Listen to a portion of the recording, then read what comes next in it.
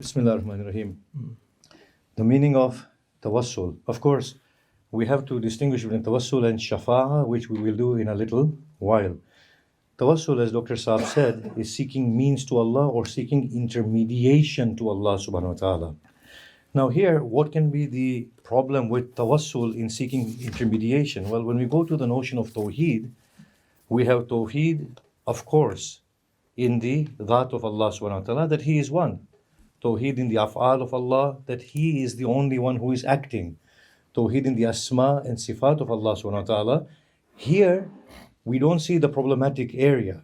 The problematic area with Tawassul comes when we talk about Tawhid in terms of the Ibadah of Allah subhanahu wa ta'ala. That only Allah needs to be worshipped and nobody else is to be worshipped. Now the question comes that asking from other than Allah, is this infringing upon the Tawheed of Ibadah or not? This is the problem. That when we ask from other than Allah, does that mean that we are faltering with Tawheed of Allah? Now here, I can say to Dr. Khalid Sab, Dr. Khurram Sab, please help me. Nobody will say that this is shirk. Nobody will say that this infringes with Tawheed of Allah subhanahu wa ta'ala. So now, God forbid, yes, somebody dies, and we say to them, please help me. Here then the doubt comes, that whilst this person was alive, asking them in their lifetime, we understand this is a human necessity. But after their death comes the problem that is this now consistent with the Tawheed of Allah or not with the Tawheed of Allah? Now as we go into this subject, many people will construct different types of arguments. They will say, well, this person is a shaheed. الشهيد لا تحسبن الذين قتلوا في سبيل الله أموات والأحياء عند ربهم يرزقون. If he's a shaheed, then is he still alive? The answer here is that whether they're alive or not, we have to go back to the text and we have to see what the Quran is saying, what the Prophet did, and for the Shia Ithna Ashari, what their Imams did.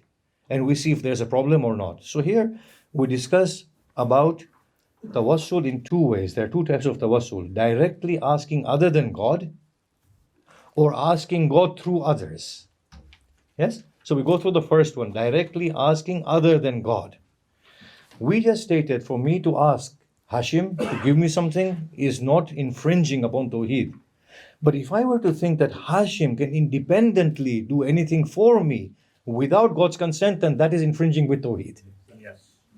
So even asking living beings, do this for me, if it is with the understanding that they can independently do anything without the agreement of God, then that is shirk and that is faltering with Tawheed. But the thing is, the Prophet said that shirk will go unnoticed within my ummah as an ant goes unnoticed walking on a rock in a black night. They said, how? He said, they will assume that other than God has any potency. So wearing a ring thinking that it can save me is a form of shirkul khafi. But the Prophet said Allah forgives that. Allah forgives that because it's in the human condition. Human people are very weak. They can't understand such levels of Tawheed. So that is forgiven, Allah said. But going on to calling other than Allah subhanahu wa ta'ala. If we look at the Quran, Allah says to Isa salamullah alayhi, that did you tell them to worship you and your mother? Isa said, oh Lord, what right do I have to say such a thing? If I have said it, you would have known it. You know what is in my soul, I do not know what is in your soul. So here Isa salamullah alayhi denies any level of authority in front of Allah subhanahu wa ta'ala. And at the same time, Quran asks that the day in which we will gather all the prophets and we will ask them, what did they respond to you after you went? The Prophet would say, we have no knowledge. Every prophet is saying, I have no knowledge. So if the Prophet is saying, I have no knowledge, then how can that prophet listen to somebody who is calling that prophet? Let's make that argument again. In Tawassul, the directly asking other than Allah, we say, Ya Rasulullah, do this for me. The Quran is saying the day in which we gather all the prophets And we've asked them, Mada ujibtum, what response were you given? Apparently the Quran is saying this is a question to the prophets after they left them. So Isa is saying, and the prophets are saying, so long as we were alive, we witnessed what they did. After we left, you know better what they did. In other words, we have no knowledge of what they did after you took us. So if a prophet is saying we have no knowledge of what they did after you took us, then how can that prophet be called upon directly, Ya Rasulullah, do this for me? So that's an argument that directly calling other than Allah subhanahu wa ta'ala is something that does not sit well with the Quran. Another verse of the Quran that says, and those people that you call upon other than Allah, they themselves are desirous of the Shaf'aa from Allah subhanahu wa ta'ala. The people that you're calling upon, they themselves are calling to Allah subhanahu wa ta'ala. In one place, Allah is saying that the people that you call upon, they do not hear you. In another place, Allah is saying, and even if they heard you, they can't respond to you. So when we look at all these verses, we see that this is something that does not sit well with the whole notion of the Quran. Then we say, in that case, let us look at the seerah of the Prophet. Did the Prophet do wasila directly through Ibrahim salamullah alayhi? Through Isa, through Musa? We don't find anything. The Prophet did wasila through Allah's hamd, Allah's thana, Allah's creation, Allah's asma, Allah's sifat, Allah's rahmah. He did wasila through those things. But these are wasilas through Allah, not other than Allah. As Dr. Khurram said, that do not call with Allah anybody else. In al-masajid lillah, I'm not using that verse because somebody can say that verse is for masjid. There are another verse that says, do not call with Allah anybody else. Do not call any other Allah apart from Allah. Then we say, for the Shia consumption, has any of the Imams practiced a direct form of tawassul? Within the Shia tradition, there is not a hadith that says that any of the Imams have done tawassul with the Nabi or any other Imam or any other Anbiya. Look at every dua of the Shia Imam. Yes? Dua, for example, Kumail in Saifa Sajadiyah. They haven't done tawassul. There's only one thing that they've done is Shaf'aa. Because Ayatul Kursi says, Man dalladhi yashfa'u andahu illa bi'idni. So Imam Zainul Abidin recites a dua. He says, Oh Allah, if my parent, Imam Hussein, is pleasing to you, then allow him to do shafa'at for me. And if I'm pleasing to you, then allow me to do shafa'at for him and my mother. Keeping it very God-centric. Shafa'at is the only one thing that the Imams have spoken about. To say to Allah that, oh Allah, if you were to allow it, then allow them to do shafa'at for me. Yes? If you allow it, according to the verse of the Quran. So now here, Shaykh Ayub Rashid was with us. And he gave us the whole analysis about dua tawassul. Within the Shia religious culture, we have a dua known as dua tawassul, in which tawassul is being done. Now, if it can be proven that this dua tawassul is from the Prophet's family, then according to the jurisprudential method, the Shias will have to agree that tawassul is jaiz because the Imam has said it. He proved in that sitting that the famous dua tawassul does not have a sanad. There is no sanad to dua tawassul. It came in many centuries after the occultation of the 12th Imam. It did not exist within Shia culture. I'll come back to dua tawassul in a little while. So the first thing is that none of the Prophet or the Prophet's family, none of them have done tawassul.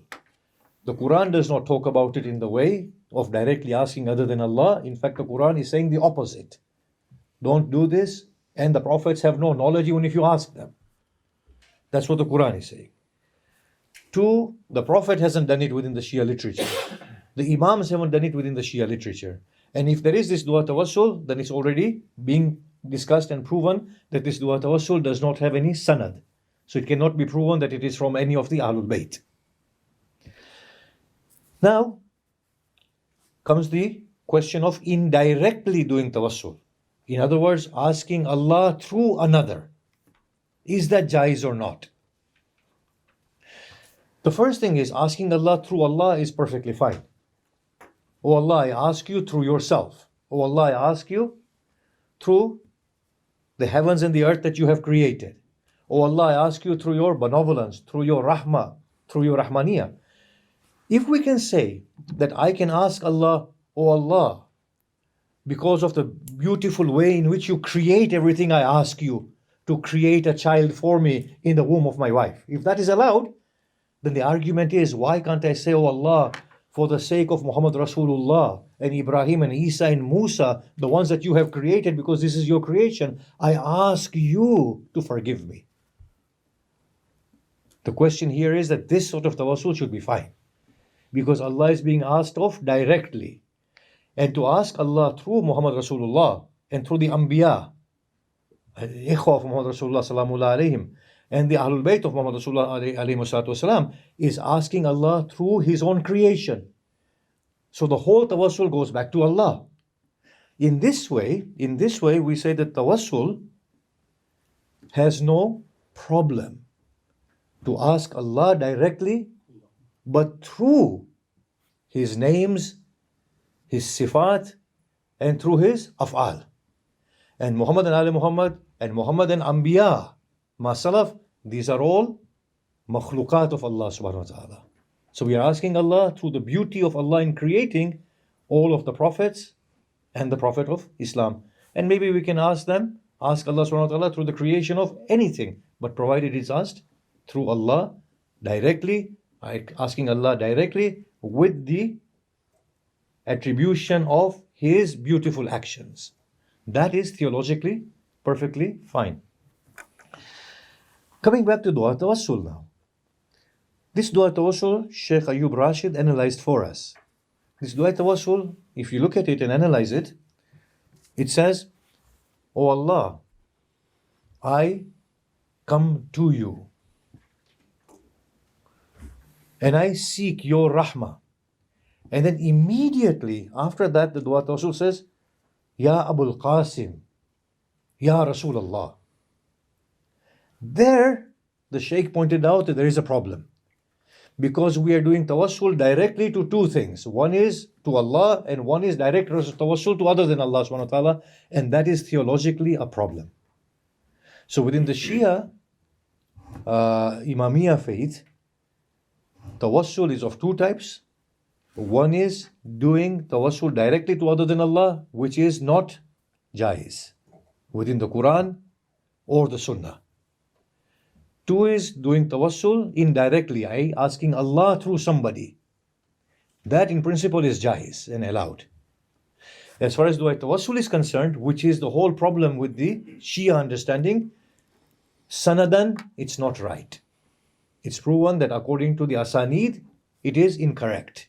It's not from the Prophet or his family. And as far as the matan is concerned, it is theologically problematic, because it is referring to other than Allah directly. I'll stop there. I hope we can have some further discussions and questions and answers. Thank you. Thank you very much.